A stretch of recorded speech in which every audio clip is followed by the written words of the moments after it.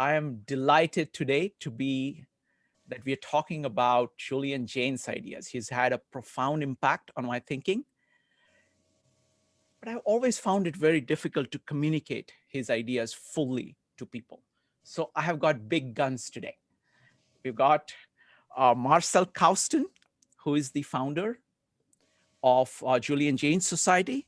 And we also have Brian McVeigh, who actually worked who was a student of Julian Jaynes, and he's been working on anthropology rest of his life. So with that, let me go ahead. It's going to be an interview format. So the format is I'm going to talk to Marcel first about Julian Jaynes and his crucial ideas. Then I'm going to get Brian in to talk about Julian Jaynes and further expand on it. Then we will do Q&A. So let's get started. So Marcel, welcome. Thank you for having us. Wonderful. So Marcel, how did you come across Julian Jaynes? What is your background and how did you come across Julian Jaynes? I read a book review of Julian Jaynes's book when I was way back when I was a psychology undergraduate student. And I read the book and was really, really impressed and enthusiastic about it. And Jaynes was covering so much territory that I was already really fascinated by, and answering for the first time a lot of questions that I had been really interested in for a long time. And so from there, this was around the time the very beginnings of the internet and in terms of popular use. And I decided to post I wrote an essay on the book for a psychology class, and I posted it online. And I was very surprised to start receiving emails from all around the world that were enthusiastic readers of the book, and they wanted for the first time to have someone else to communicate with about it. And I thought, wow, I really have hit on something here. And it wasn't long after that Julian Jaynes passed away in 1997. And I was just in the process of planning to reach out to him. I had a sort of a book club with a psychology professor, and we were going chapter by chapter discussing the ideas. And we had made a list of questions, and then I discovered he had just passed away. And so I just started a small website about the theory, and I wanted to create a discussion forum where people could share the ideas. And long story short, that grew into the Julian Jaynes Society, and it led to the publication of the books that we've done about the theory, and it's all just grown from there. Wonderful. So what is the best way? You've communicated Julian Jaynes' ideas to many people. What's the best way to go about communicating these ideas? There are a bunch of people here who have read Julian Jaynes, but there are many people here who are not familiar with Julian Jaynes. Well, hopefully, we can give a basic, very high-level overview and inspire the people that haven't read Jaynes's book to read it for themselves. And then maybe in the Q&A, we can get into some of the more in-depth things for the people that are familiar with Jaynes and maybe have questions that they'd like to have answered.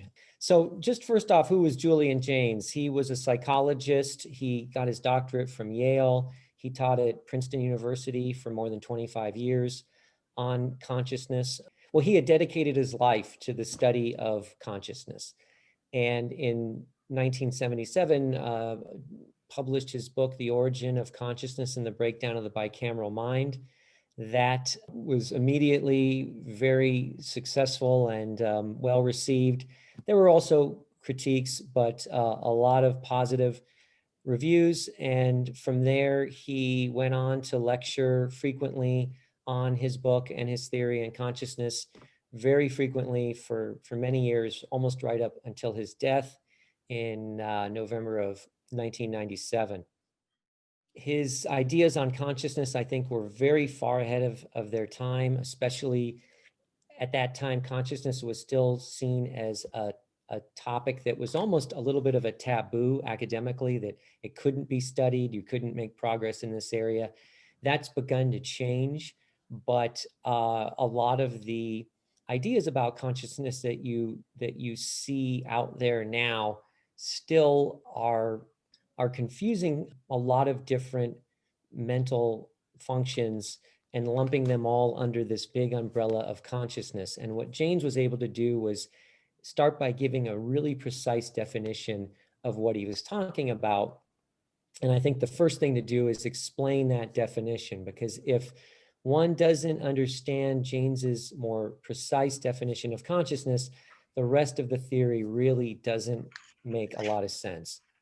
Perfect. So what is consciousness, according to So, Julian Jaynes? the standard view that I think most people have, if they've never thought about the topic, I think we kind of inherited this idea from Charles Darwin and the theory of evolution, that consciousness just came along at some point in evolution when brains reached a certain level of complexity.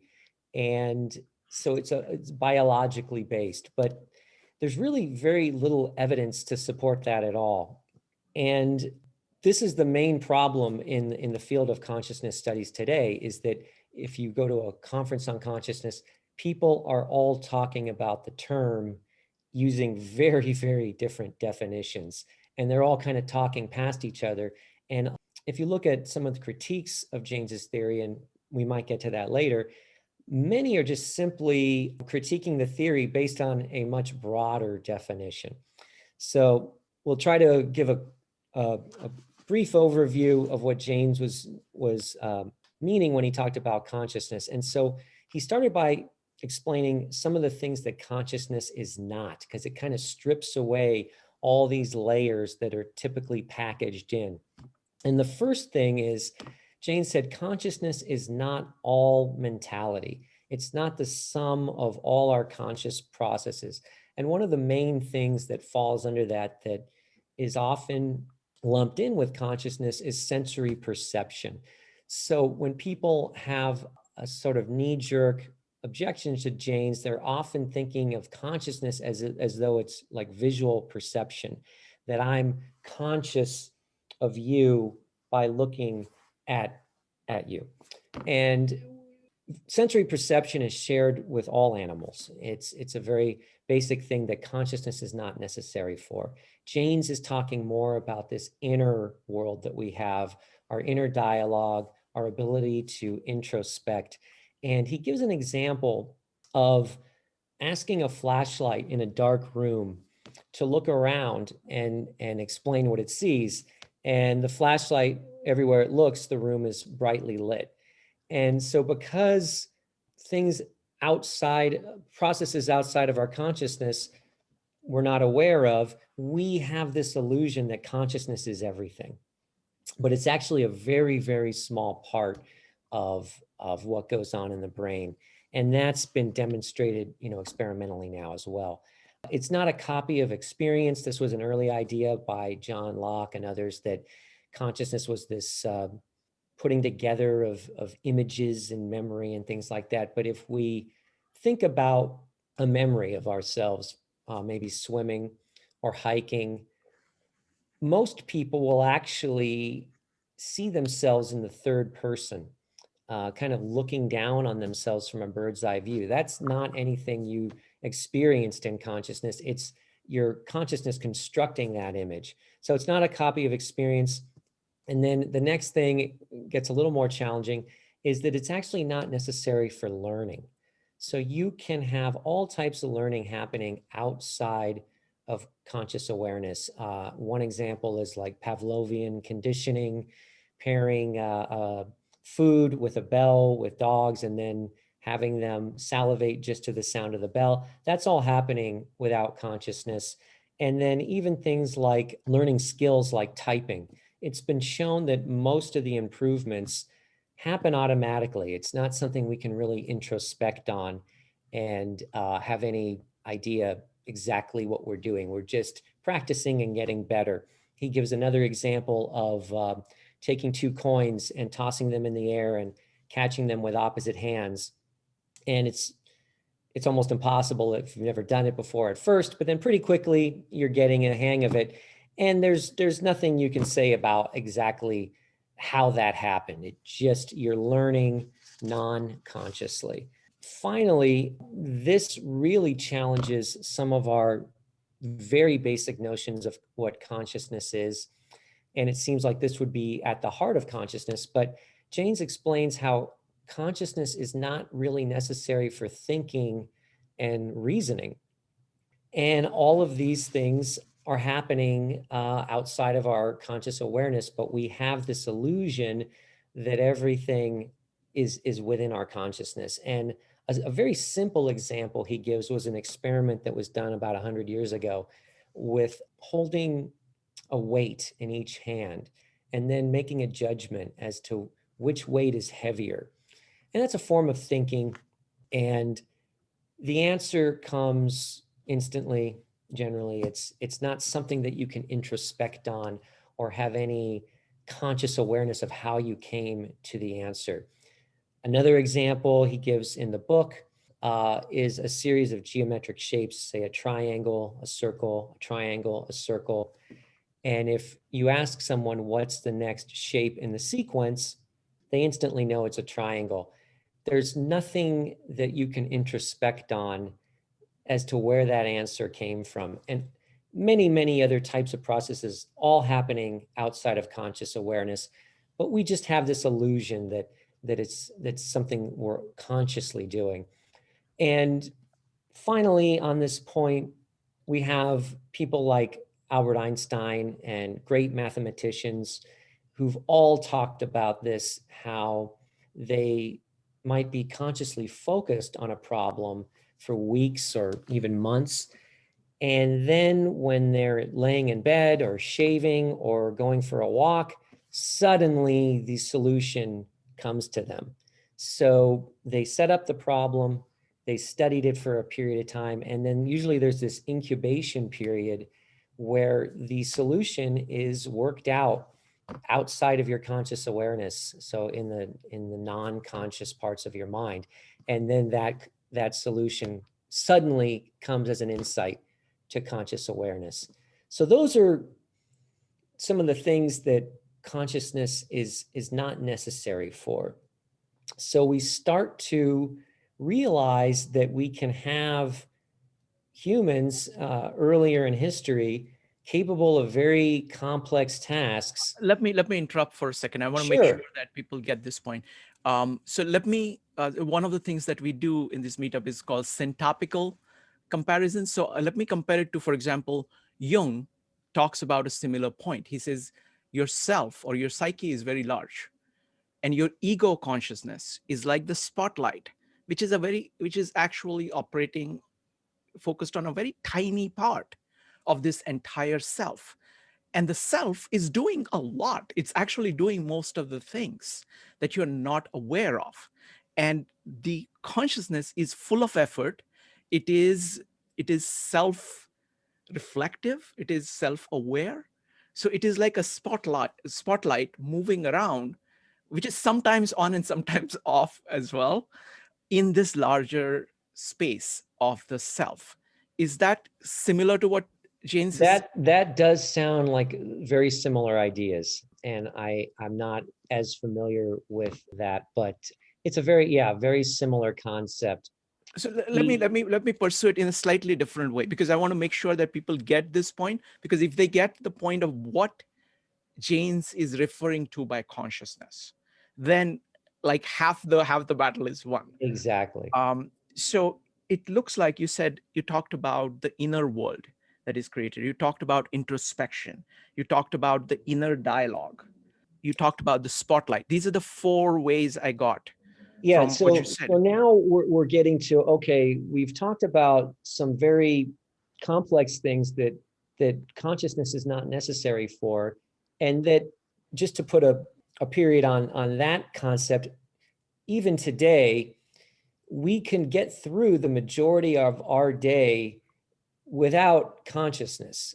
A lot of our behavior is just purely habitual, and we can get dressed, we can drive to work, and as long as sometimes you might arrive at work and not even remember the trip because you were so immersed in some issue that's occupying your mind. So your consciousness was focused on these thoughts that you're having, and the driving happens automatically, assuming there's no obstacles on the road.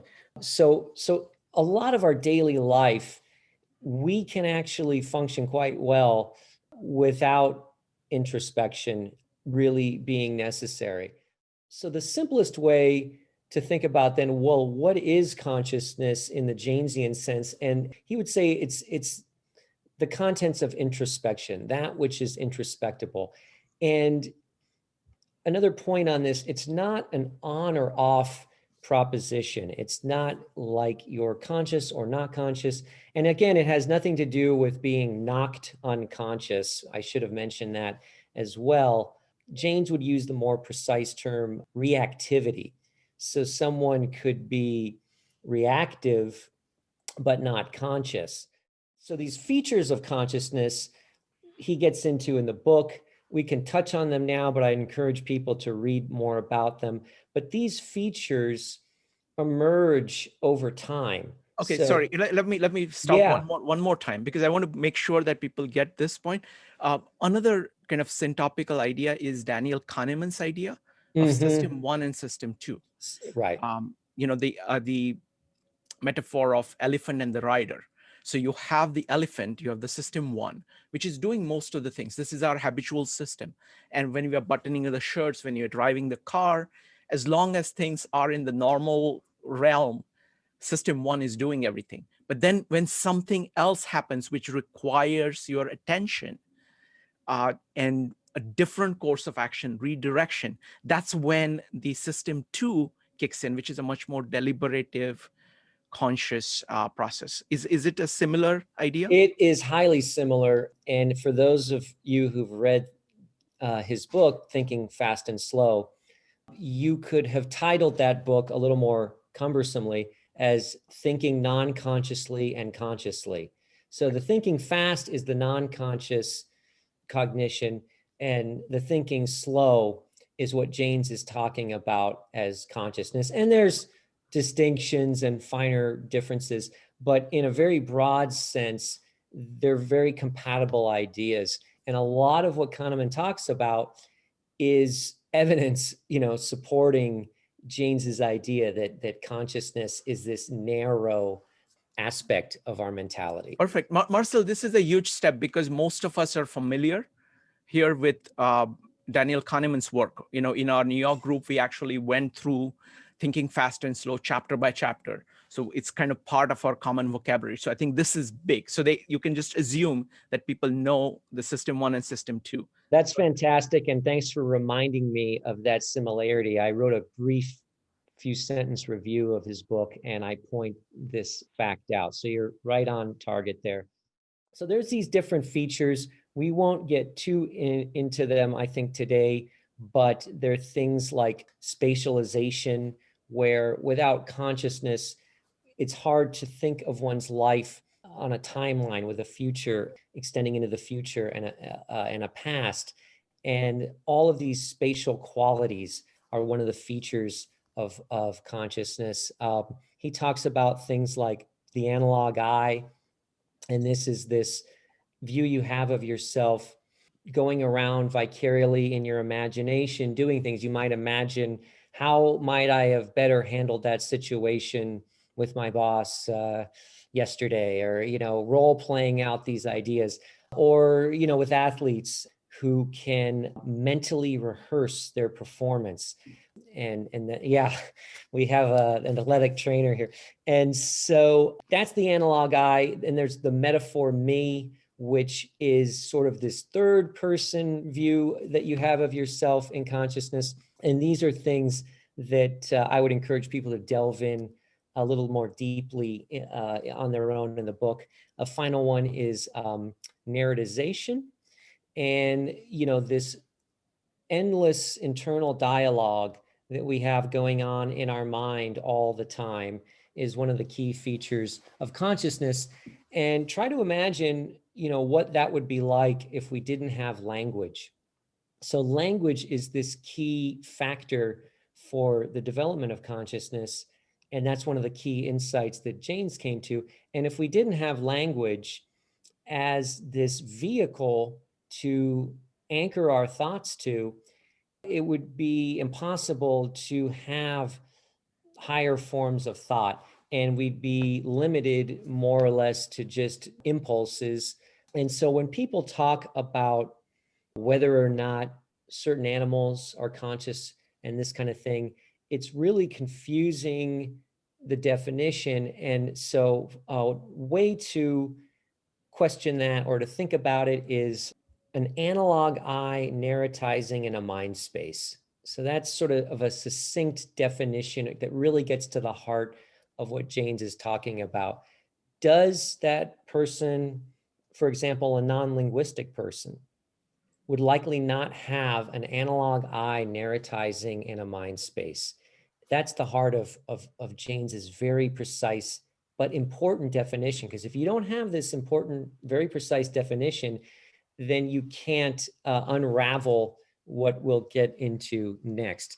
But there's some pretty good evidence from people like Helen Keller and others that before language acquisition, there is not this Jaynesian consciousness. And this is often a shock to people that, an infant is not conscious in the Jaynesian sense. But the more one understands the way he's talking about the term, the more this starts to make sense.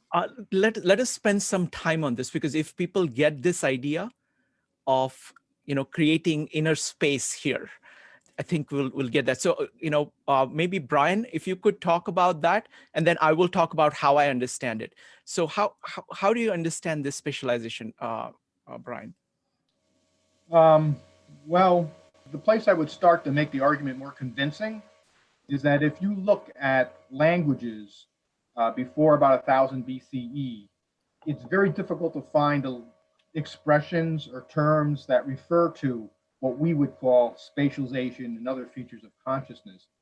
Spatialization, I think another way to talk about that most people pick up on immediately is mental imagery, not imagination. Sometimes people use these words interchangeably, but when I say mental imagery, I'm talking about something quite specific. Of course, the idea that there's some space in your head where you can visualize what you had for breakfast. And if you're confronted with a problem or something is bothering you, not all the time, it depends, of course, many of us will have an image in our head. And recently there was a good study on what they call aphantasia, where there are some people actually who do not have images. So it's an interesting question for me, to what degree is mental imagery learned? And if you take a Jaynesian perspective, I think that it is something that's learned, but for whatever reason, some people don't pick up on mental imagery. They'll pick up on other features of consciousness, but not necessarily mental imagery. But in any case, I don't want to get far down in the weeds. Yeah, spatialization is really, I think Jaynes actually said spatialization is the most primitive aspect of consciousness. And Marcel already talked about several features of consciousness. And for those of you who are interested, you can go to Jaynes, his book, and I think it's maybe pages 58 to 64, something like that, where he lists these very specific features. He lists about 6 or 7 of them. And as I said, I think I'm pretty sure he starts off with spatialization, because the idea is that if you can build something, if you can believe that there's a space in your head, then other features of consciousness follow. No, I think this is a huge idea for folks. So if you get this idea, you get a lot of because that's like the foundation of how Jaynes thinks about consciousness. It's a way of kind of simulating possibilities in your head instead of simply reacting. When you're operating with system, when you're simply reacting, there's something that happens and you do something. So there is nothing in the middle. What you're doing is that you're actually creating a space where you're considering the possibilities. You're playing out yourself as a person saying, I could do this or I could do that.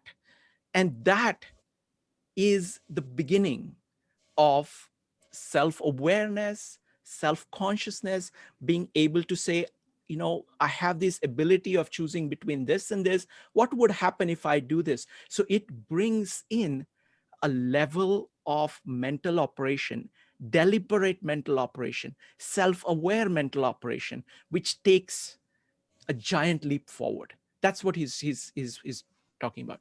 Go ahead, Marcel. Yeah, I think that's another important point that you're raising, is that for Jaynes, non-human animals are entirely stimulus response. And through the development of consciousness, the learning of consciousness through metaphorical language, we have developed this space between stimulus and response where we can deliberate our actions and choose our behaviors.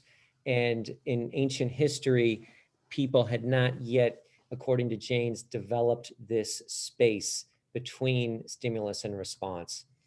And from here, we can talk about how Jaynes started to look for this in ancient history. Or okay, so after studying consciousness or trying to study consciousness in animals for years, Jaynes hit on this idea that language was a necessary prerequisite, and others like Daniel Dennett also are proponents of this idea called the language dependency hypothesis. And so he started to look back through history to see if there were changes. And around 3000 BC is when we have the first writing, cuneiform in Mesopotamia and hieroglyphics in ancient Egypt. But one of the oldest documents that's of reliable translation and long enough to analyze is the Iliad. And what shockingly Jaynes discovered was, if you look at the older parts of the Iliad, as it has had newer layers and additions more recently, there is no introspection, and it's very action oriented. And when Achilles, for example, has to make a decision, rather than deliberating on it or introspecting, a goddess appears and issues a command and tells him what to do. Well, this was always seen as a literary device or just part of the story, but Jaynes felt this was a misinterpretation of the Iliad that was not composed by a man named Homer as modern poetry would be composed, but it was transmitted through generations by Greek bards that were in almost a trance state. And he felt that this was a realistic depiction of their psychological experience, that they were hearing these voices that were directing their behavior.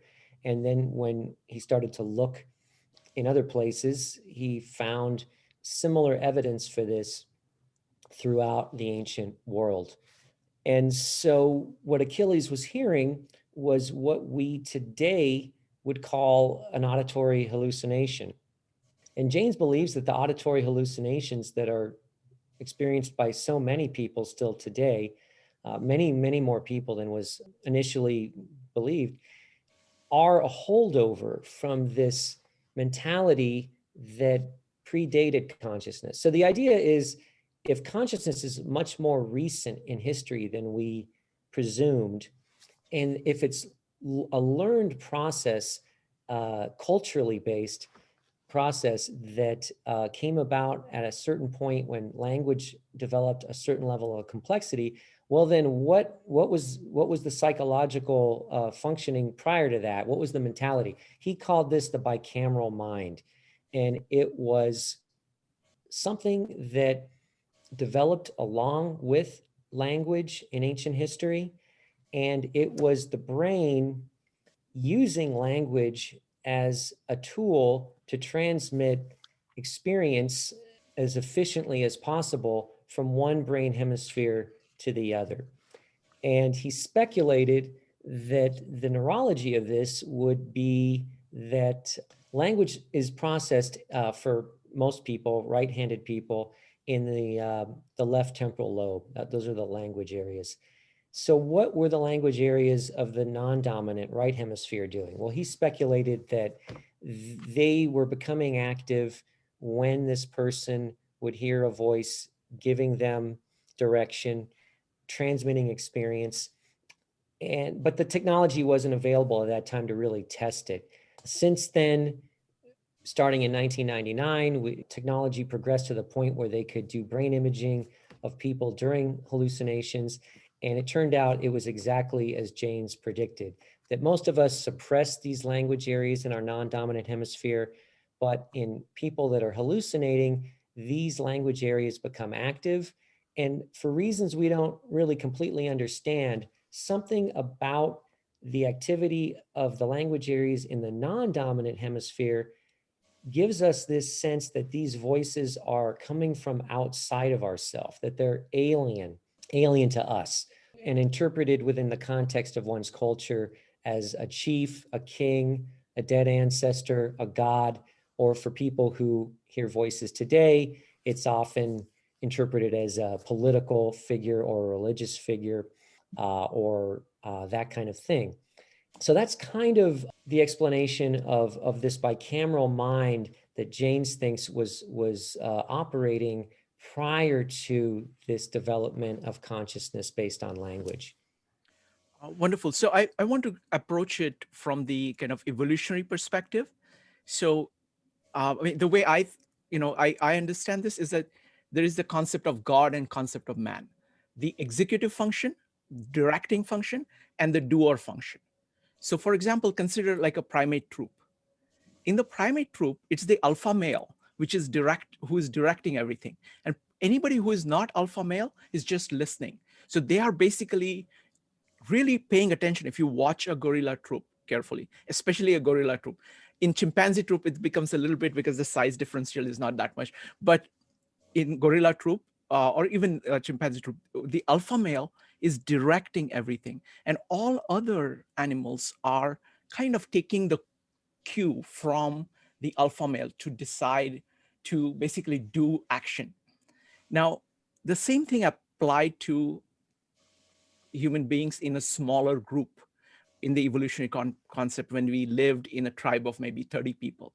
But when we went to a city and you still had to operate like that, basically there was a concept of a king, a god king, if you will, where people just said, look, I'm not going to figure out how I need to live. I will just obey this god king. And it's that kind of evolution, that kind of historical base, and the voice of the god king would be what they would be listening to. So that's kind of the parallel kind of in the existential. Does that make sense? That's exactly right. It's this idea that as group size, around 10,000 BC, we have the emergence of civilization, and tribes were settling down in the beginnings of agriculture.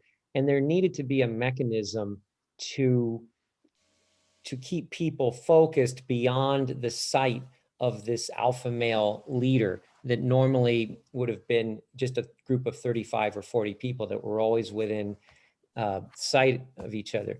So that was one of the functions of the bicameral mind, was to keep people focused on a task by hearing the voice of the king or leader. It was a form of social organization, and it was also this way of communicating information between the hemispheres of the individual.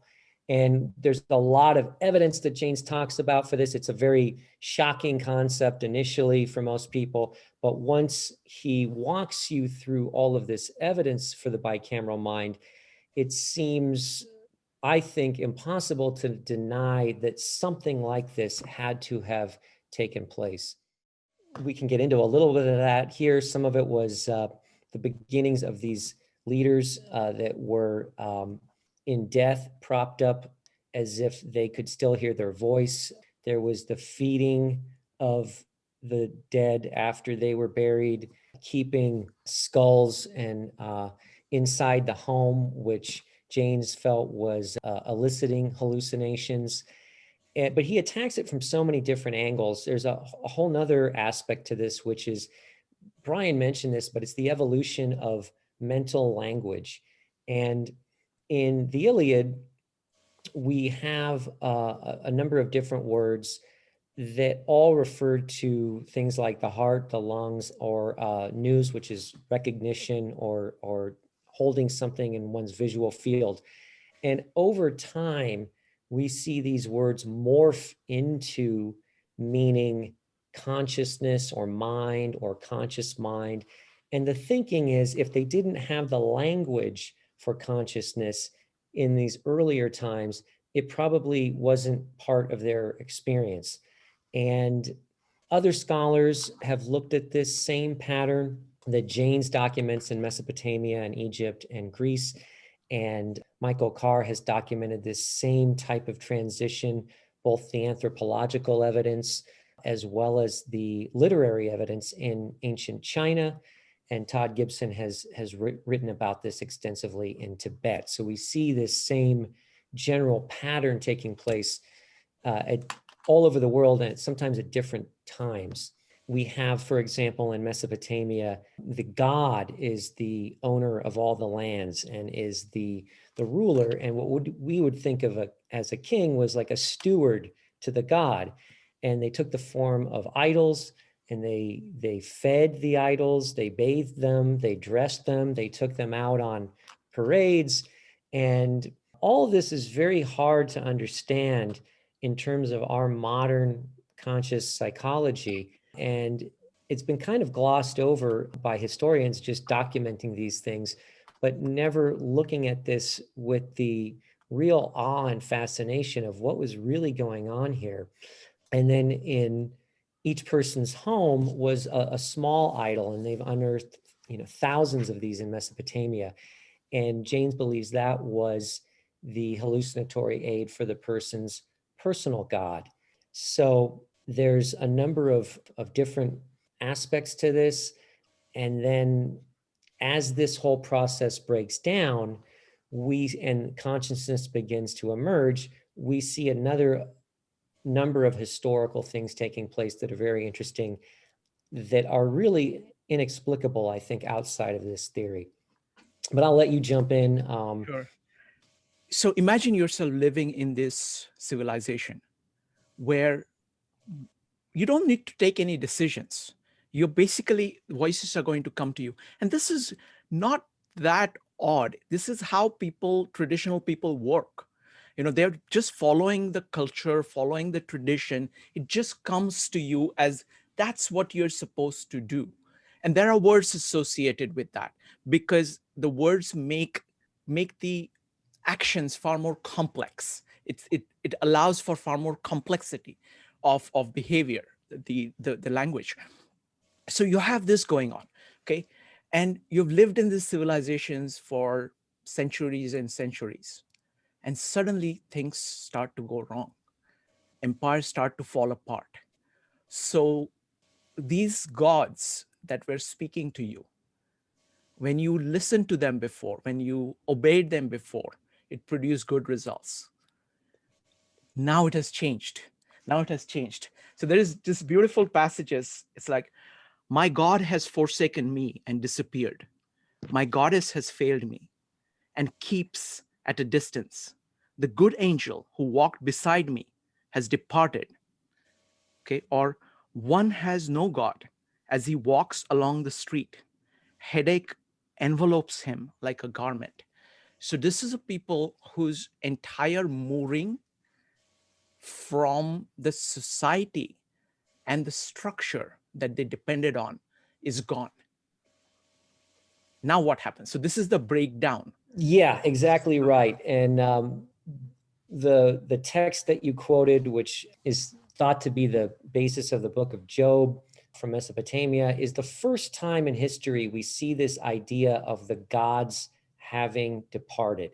Before this, in all of these texts, the gods are right there with us. And a friend of mine had a fun way of putting it. It's like they're your high school football coach. They're right there with you. They're telling you what to do.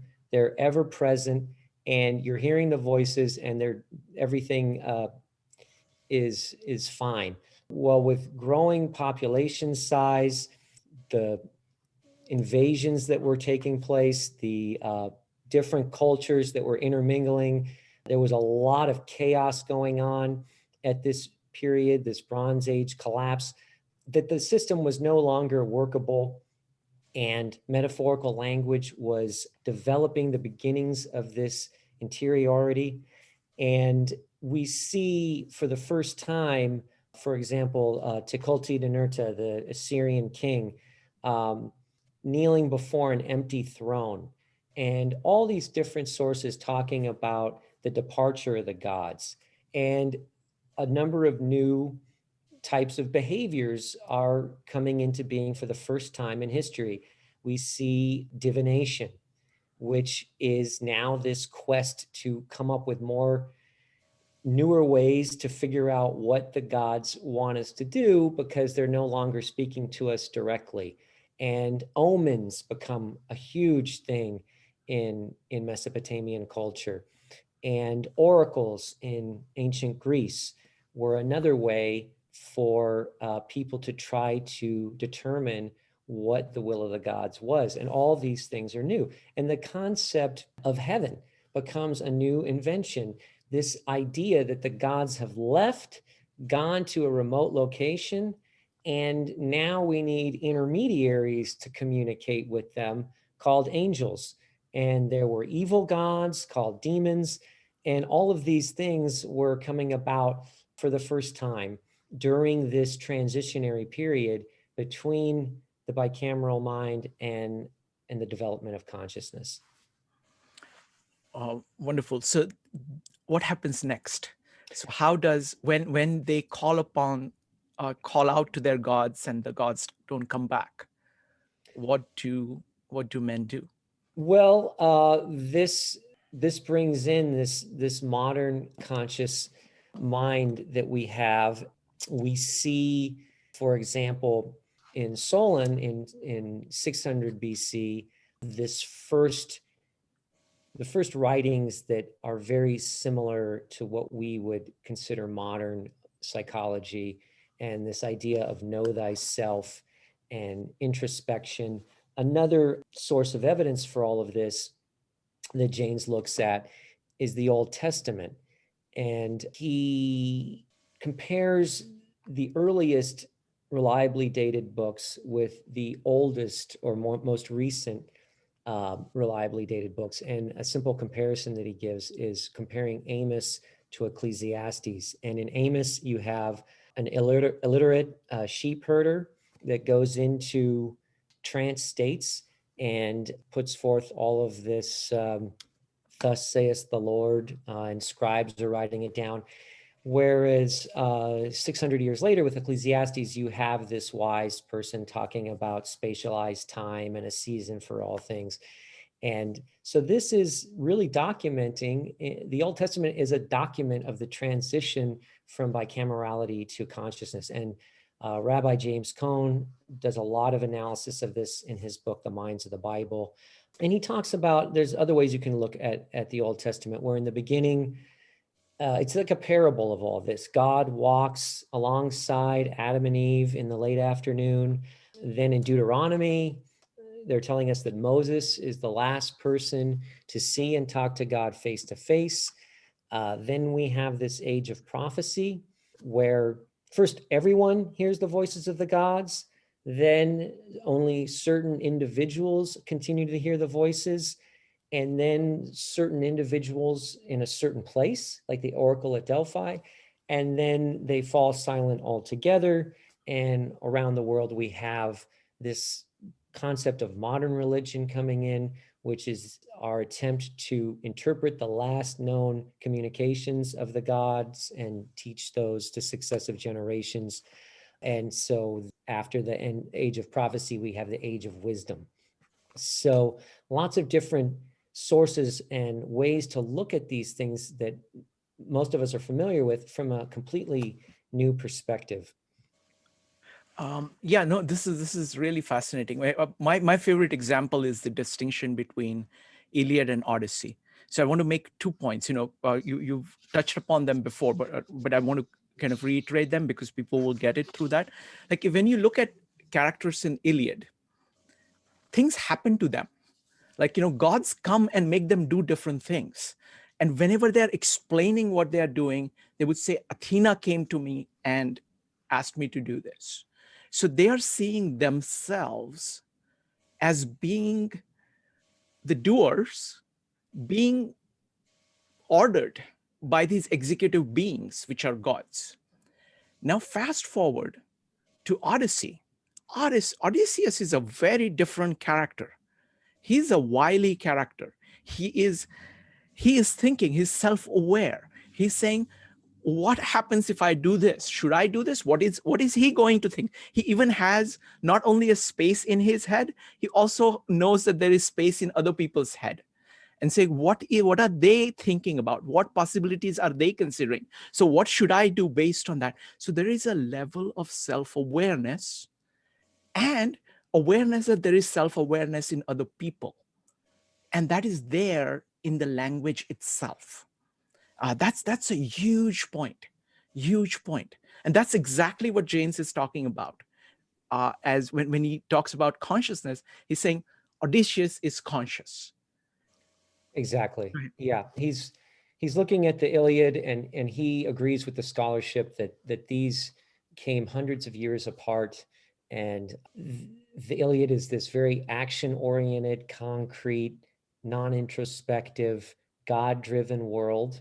And the Odyssey is now the world of the beginnings of consciousness, with the beginnings of deceit, which was complex deceit was not possible before. And the gods are have been dramatically weakened in the Odyssey, and they are talking more to each other than they are directing the characters. And we see, importantly, a change in the frequency and the meaning of these Greek words that we discussed before, where they've now taken on their more modern definitions of conscious mind and not just lungs and vision. So this is another excellent way to compare and contrast these two different psychologies. Yeah, I mean, the reason I'm such a big fan of Julian Jaynes is that he's full of insights.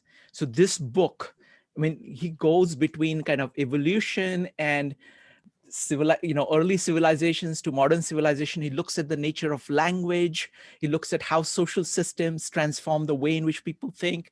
And he just does that while talking about all kinds of things. For example, one of his brilliant observations is how language developed, or how did terms for consciousness develop. So initially, we were talking about, thumos. You're talking about like blood rising, right?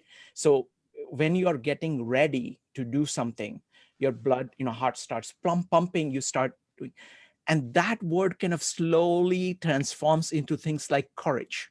Now, courage, it's kind of initial use of it is mostly about blood rising. And then slowly it kind of it is built on that, and then it becomes a metaphor. And the word courage, as we use now, refers to something in consciousness. So there is this transmission, there is a history of words that he traces to show that. Yeah, and it's fascinating to see these same transitions taking place in completely different cultures, like China, that hadn't been studied at the time of Jaynes's book. And I think anything like this, when you first hear it, it sounds really difficult to wrap one's mind around. And there's a natural inclination of skepticism that I think, is good. But that's, sort of with any new idea.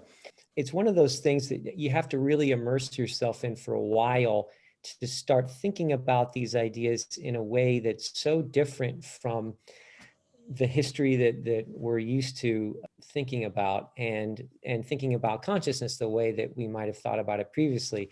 And one of the things, if we have time, that I always like to touch on, because I think it helps address some of the skepticism, is some of the new evidence for Jaynes's theory that has come along in the last 40 years since he first published his book. Sure, let's do the neuroscience. Okay. Yeah. So So this was really exciting, and I think it's something that got a lot of people re-interested in Jaynes who had read his book, like some of the people with us tonight when it first came out. And so that started in 1999 with Belinda Lennox in the UK, doing this study of a hallucinating schizophrenic in an MRI machine, pressing a joystick when a hallucination would begin, and then doing a scan of his brain. And indeed, what they found was exactly what Jaynes predicted, was this right-left temporal lobe interaction from the non-dominant language areas, initiating the hallucination, traveling across the corpus callosum, and being heard or perceived in our dominant left hemisphere language areas. This was followed up by many, many other researchers. Iris Sommer in the Netherlands has done a lot of research on the neurology of hallucinations and has quoted Jaynes in her papers, and Renard Jargy in France, and many, many others, dozens and dozens of studies now over the last 20 years, in my view, have really vindicated what is called Jaynes's neurological model for the bicameral mind. So people today are experiencing auditory hallucinations, and it's based on this right-left temporal lobe interaction. And the thinking is that prior to consciousness, the brain hemispheres operated more independently than they do today. Through consciousness, our brain hemispheres operate in a more integrated fashion. And something that also gets to this, which is something some of the people with us are probably already familiar with, is all of the research that was done with split brain patients. And before medications advanced to the point that they are today, an early treatment for severe epilepsy was to sever the connection between the two hemispheres.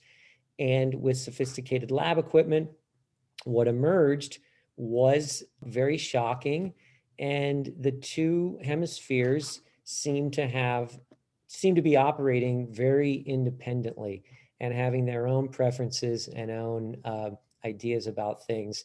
And for reasons that are not that clear, our sense of self is wrapped up with our dominant language hemisphere. So when you give a message to the non-dominant, now disconnected right hemisphere, it's not in the awareness of the dominant hemisphere. And maybe this is getting a little too complicated, but it was more neurological evidence that showed this independent operation of the brain hemispheres that gives more evidence for Jaynes's bicameral mind. And you also have people who at a very young age have a hemisphere completely removed due to damage or disease. And we can see that people can operate shockingly with only one brain hemisphere. Is there something you want to? Yes, there are two questions I have, and then I'm going to open it up for questions from the audience. The first one is about writing. So this is a question for both Marcel and Brian. What does Jaynes think is the role of writing in the development of consciousness? Brian, why don't you start, because I've been doing a lot of the talking. Okay. Well, one interesting thing that Jaynes says about writing is that he seems to think that when people started to use writing, when they would read it, the word read would be read, the writing actually spoke to them. And not just in Mesopotamian cuneiform, but also hieroglyphics in ancient Egypt. What's important as a caveat to keep in mind about writing, of course, is that, we're talking thousands of years ago. So probably most people could not read or understand writing. It was probably just a very small elite. But it was that elite, of course, who came up with what today we call mythologies, who controlled information flow. And that's always important to keep in mind, because when we, many times in modern times, when we say writing, we assume that it's a skill and capability that's universal. And in fact, even now it's not universal, but certainly 3,000, 4,000, 5,000 years ago, it was not universal. But in any case, what's important, another important point for Jaynes when it comes to writing, is that writing actually started to erode the voices, because writing was something that was spatialized, it was put out, and was something you could turn away from. And that probably weakened the authorization of the gods' voices. So in any case, that's those are just a couple of points I would start with. Wonderful, wonderful. Thank you, Brian.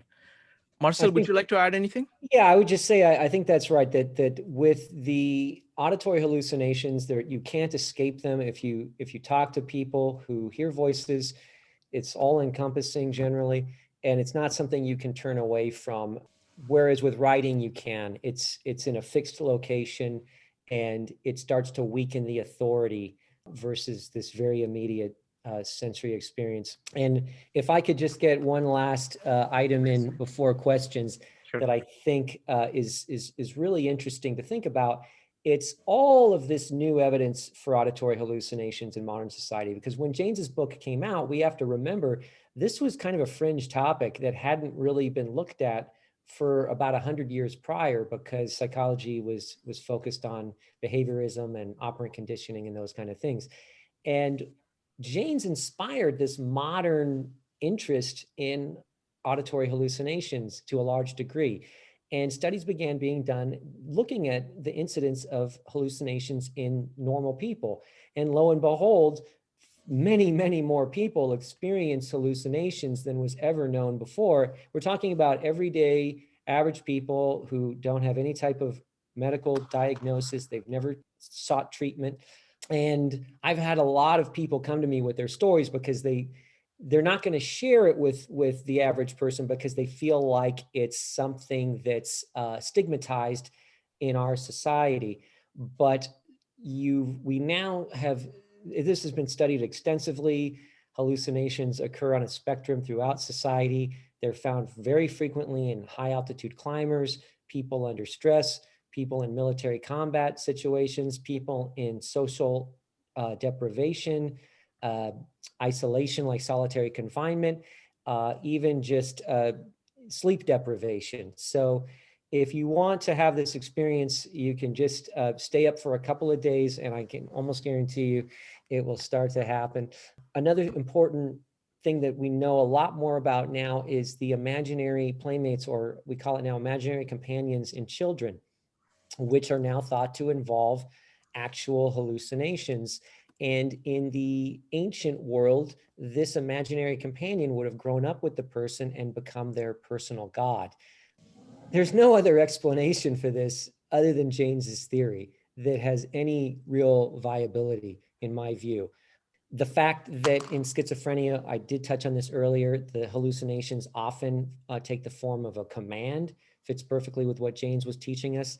And even in those everyday people that aren't having these command hallucinations that these people often obey, the voices are not random. They are very often centered on behavior, commenting on the person's behavior, criticizing their behavior, or giving them behavioral suggestions. So again, all of this fits perfectly with the bicameral mind theory. There's been no alternate explanations for any of this other than just, yeah, some people hallucinate and we're just going to try to prescribe something, but we can't really tell you why. And there's a huge disconnect between modern psychiatry and mental illness treatment and history, and looking at, we have this point in history where hallucinations went from being visions and spiritual communication, and in the Middle Ages, people were trying to go through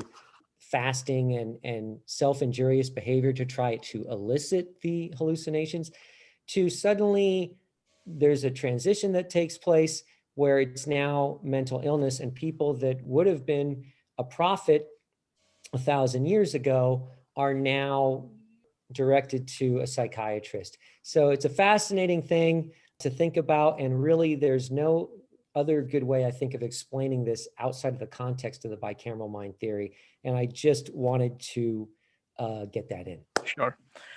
Last question for Brian. Brian, it's very rare to have the opportunity of working with a person of a caliber like Julian Jaynes. So what was it like? Well, I've actually written a little bit about this, and if I had to describe in one word Julian Jaynes' personality, it would be humble. And I remember him saying to me once that if you're going to be a good researcher, a good scholar, or just an open-minded person, you need to be willing to be wrong. And that was something that I took from him. And this idea of just being open-minded and not worrying too much what other people might think about your ideas, as crazy as they might sound. So he was, yeah, as I said, humility is the word that comes to mind. He was always willing to listen to other people, friendly, a little on the quiet side, so very introspective, not surprisingly, but he certainly inspired me. Wonderful. Thank you, Brian. Folks, now we'll go to takeaways. I want to address one point in the chat that Paul and Judith made about the transition between the bicameral to the conscious stage.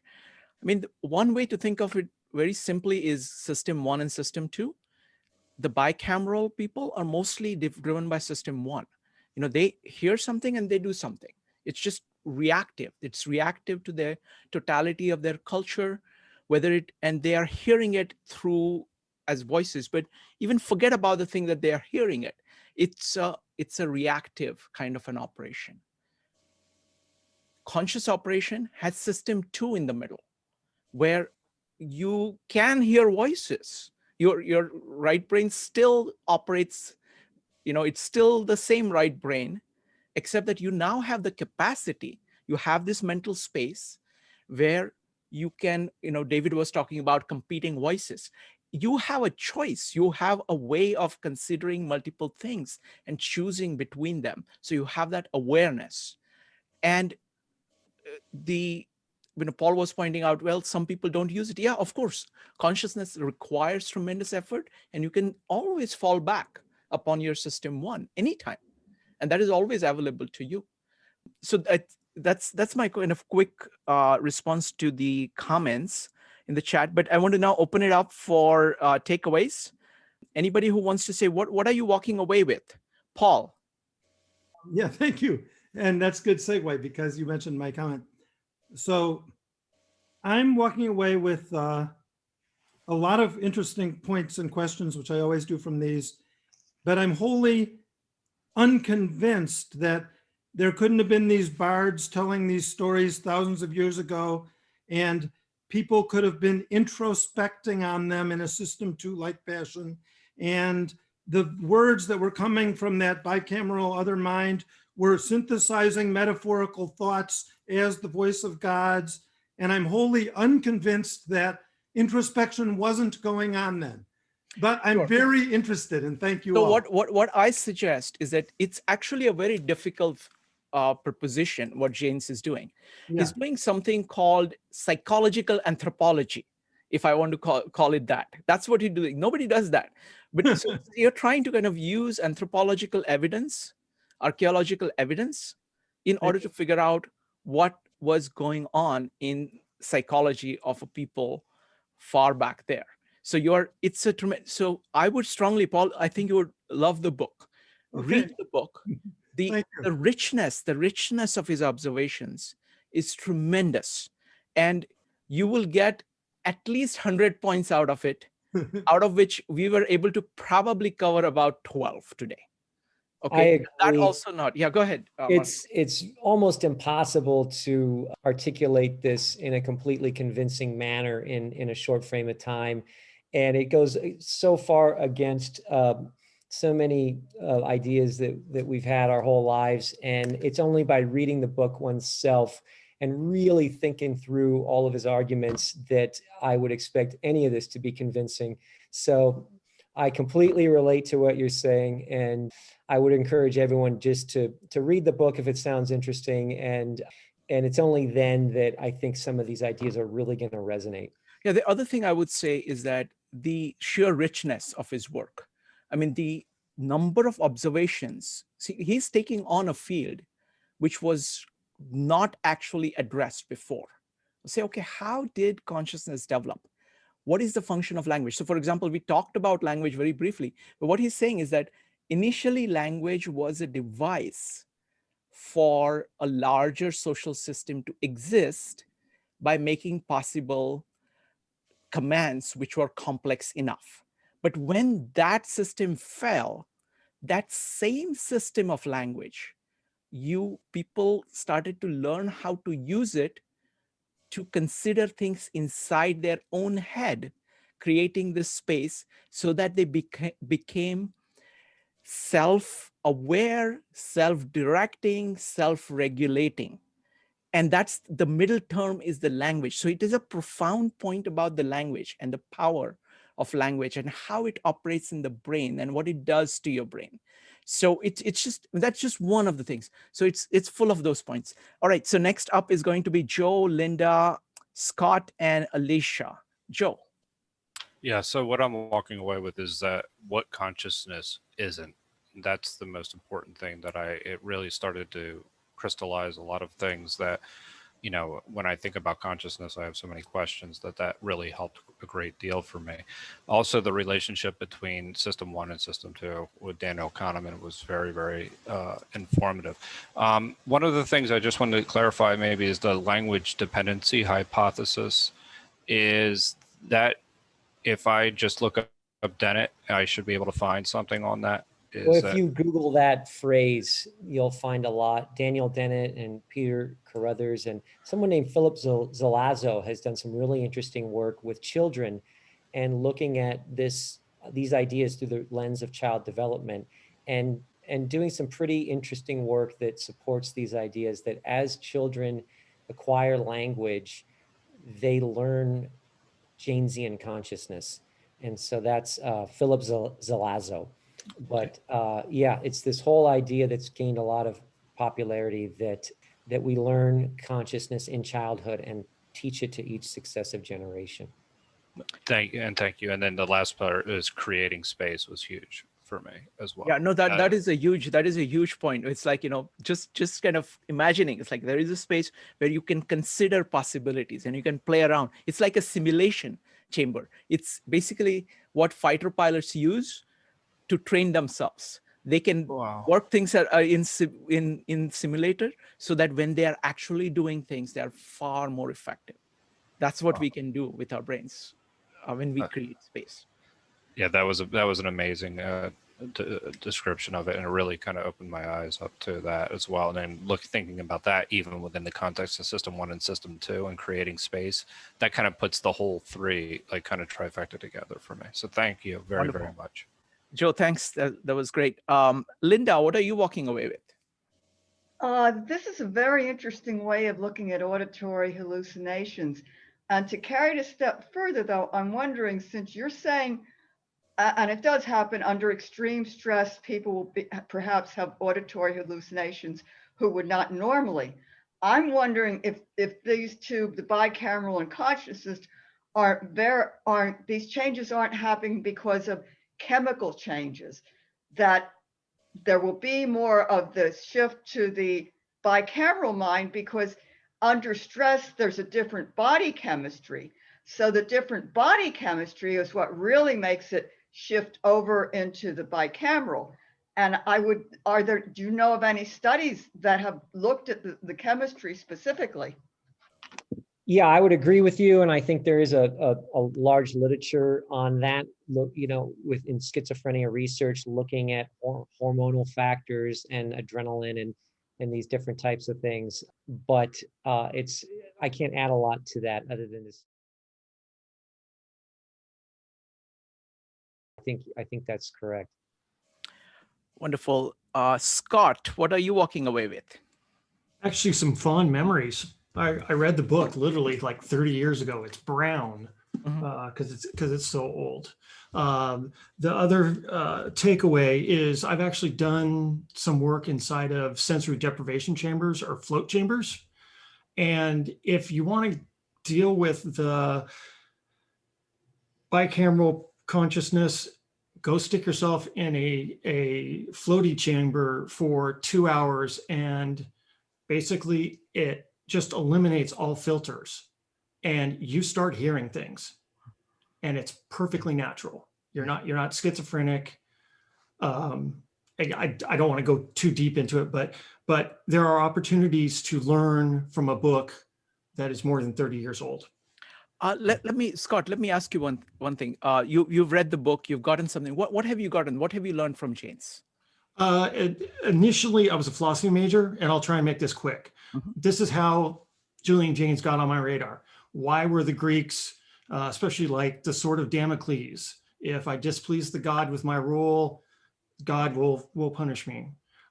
Socrates standing in the marketplace and all of a sudden phasing out for a couple days and then coming back with an answer. This was normal for them, but there was a transition period between looking up for all decisions from the gods to all of a sudden the gods are not listening to me. Now I have to make my own decisions, and people march at different paces. Personality types, if you look into personality types, hey, an Enneagram 8 will just go. I mean, you know, but if I believe you're a 2, you're going to crawl, basically. So people are moving at different speeds. So my takeaway was I wrote a really, really good paper back in college. I read a really, really good book, and I'm amazed I remembered all this after 30 years. Wonderful. Thank you, Scott. Appreciate No, it was that. well worth my time. Thank you all. Wonderful. Thank you. Next up is Alicia. Alicia, what are you walking away with? Hi, Shrikant. Thank you, everyone. I will keep to my 60 seconds. I also enjoy all of these conversations.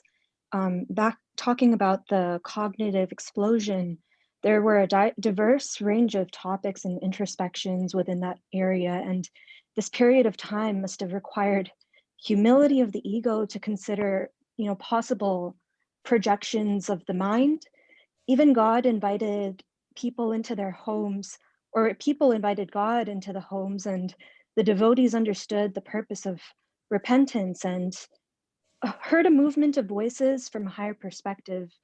They were examples and archetypes that maybe strove to achieve a sort of Renaissance mind, moving from animal perspective to that of the man. And I thought it was very interesting to hear about how bicameral reactions factor into all of that. And the energy given off that was received was powerful and behavioral and cognitive, letting go of this unconscious mechanism disparaging the path to a eudaimonia.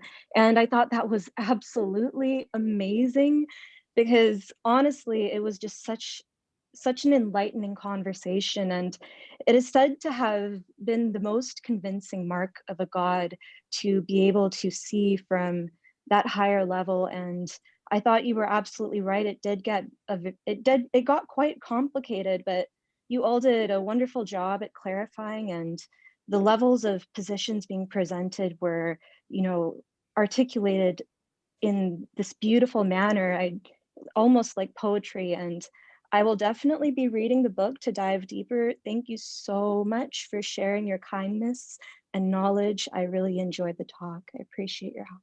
Thank you very much, Alicia. Appreciate that greatly. Thank you. Next up is Judith, followed by Jorge. Judith. Yeah, I am left with a question, and also I just wanted to know, so what year, what approximate time period this all happened? You're talking about Greek culture. And the reason I asked too is I'm thinking human migration happened across the globe well before that. So did they consider other, you know, smaller civilizations like the Aborigines that didn't have the force? You said that you said larger civilizations that couldn't handle, you know, small populations could handle hearing voices, but you needed more introspective thinking to handle when you didn't have anyone you could ask. So in some of those populations that would have moved before then, did they do studies on that? How does that factor in? That is the question I'm left with. And I'm very interested in the book as well. Great.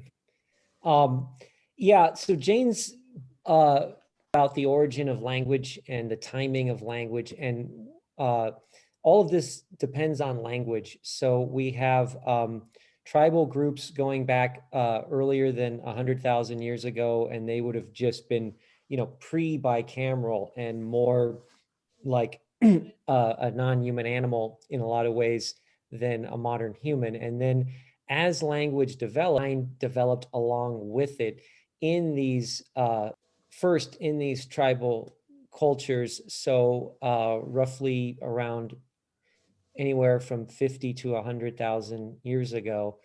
Some people think that language is much older.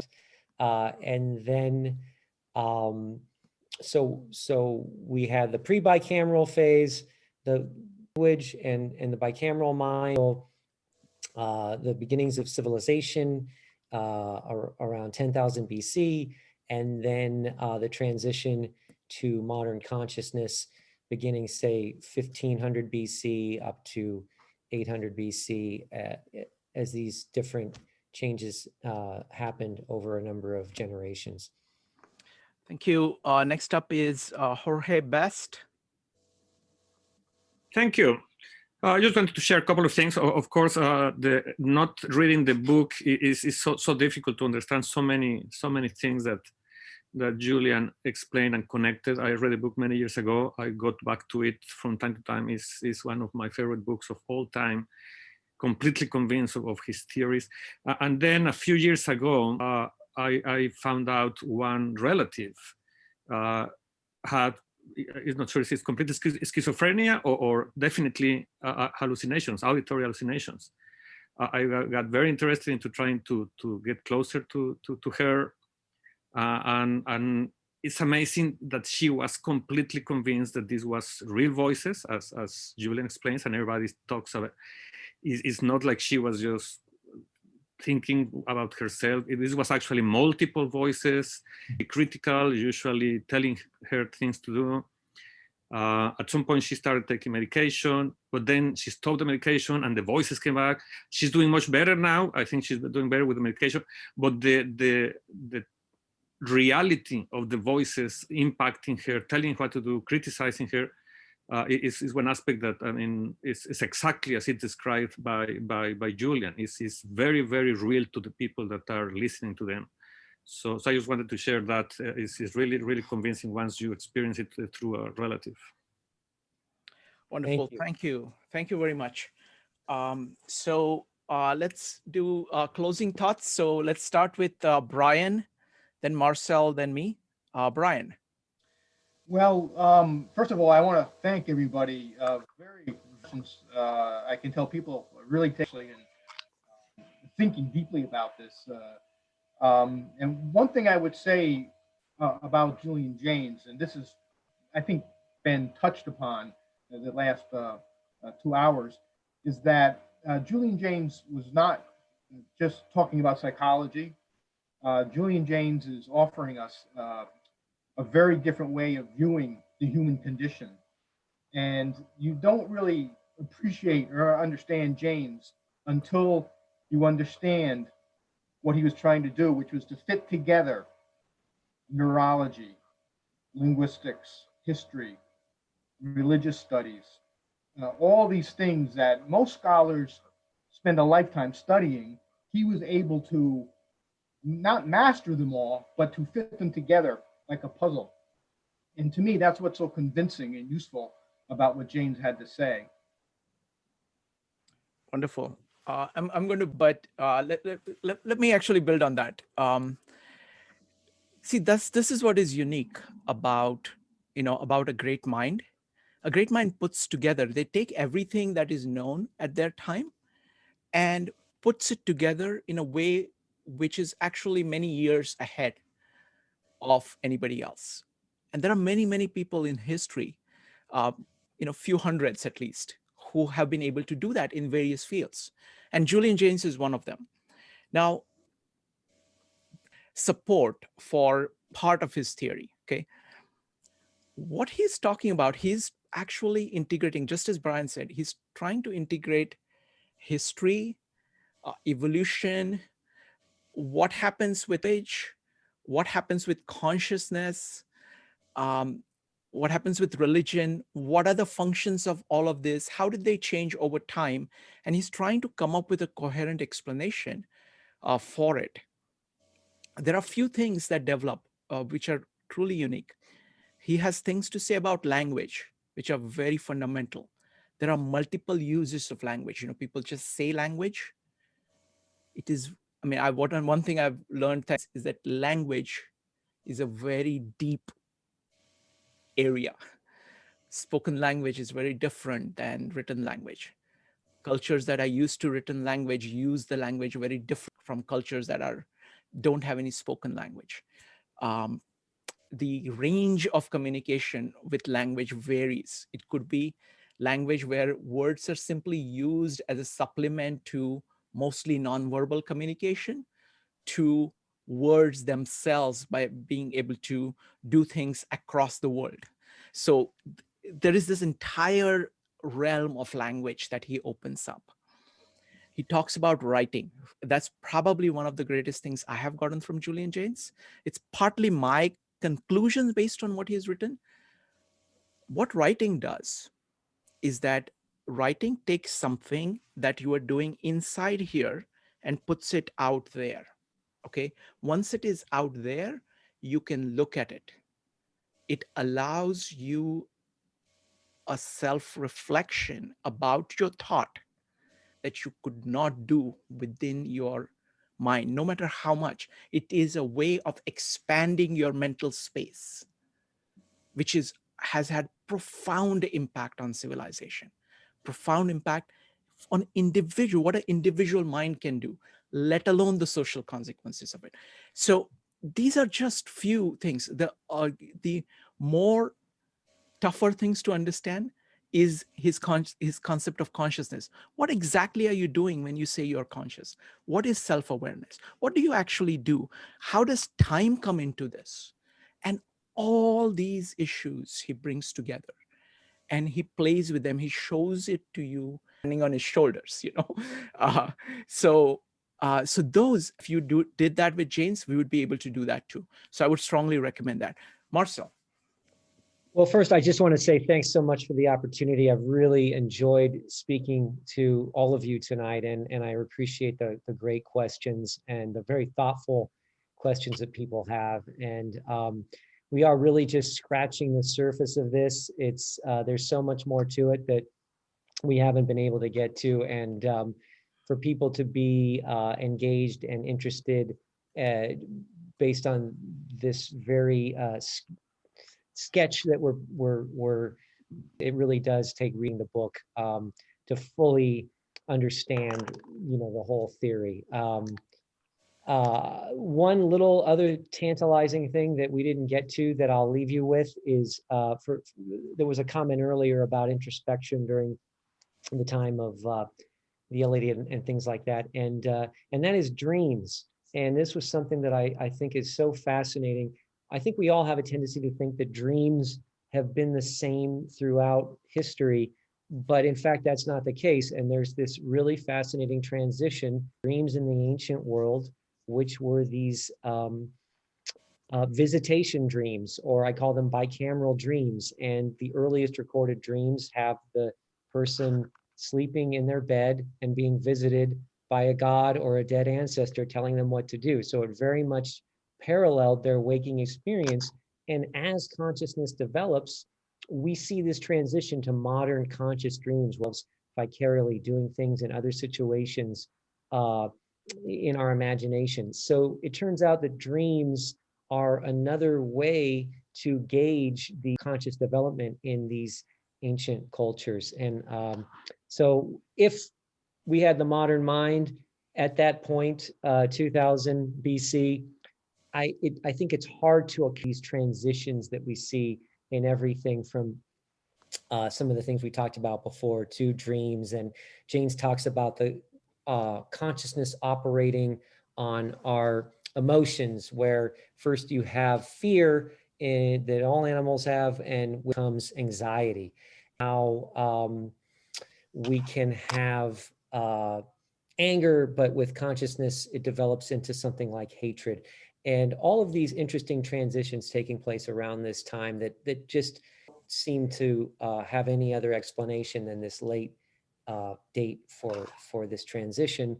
And about mating, and how in the animal world, in the early human world, mating was just very mundane and there wasn't much to it. But with consciousness, it brings in all of these other layers of fantasy and this explosion in ancient Greece of things related to this more modern concept of sex. And this is all happen at the same time, and they're all different aspects that that are really interesting to look at, and different pieces of the puzzle.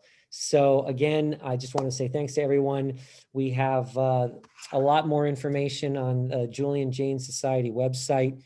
We have a whole area for members with a lot of lectures by Jaynes and other people at conferences we've held, and articles, and a lot of great material there, and a discussion forum that's open to the public where you can post questions and have them answered. And we published a number of books as well that really build on Jaynes's ideas. So once you've read Jaynes's book, there's a lot more material that we've put out, really expand it and develop it into other areas. So thanks again. I really enjoyed